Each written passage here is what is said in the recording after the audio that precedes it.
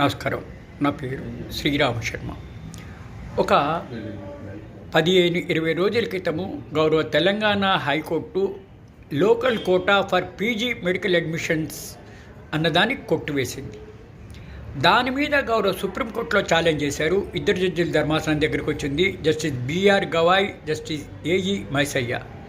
ఇట్లా తెలంగాణ రాష్ట్ర హైకోర్టు ఇచ్చిన ఆర్డరు కరెక్ట్గానే ఉంది, దాన్ని మేము ఇంటర్ఫియర్ కాము అని చెప్పేసి ఆదేశాలు ఇవ్వడం జరిగింది. అట్లీస్ట్ తెలంగాణ హైకోర్టు ఇచ్చిన ఆర్డర్ను స్టే ఇవ్వండి అంటే కూడా స్టే ఇవ్వడానికి నిరాకరించింది గౌరవ సుప్రీంకోర్టు.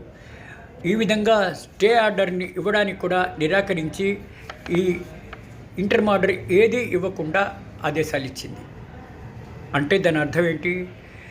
తెలంగాణ హైకోర్టు ఇచ్చిన ఆర్డర్లు ఇప్పుడు ఎగ్జిస్టెన్స్లో ఉన్నాయి.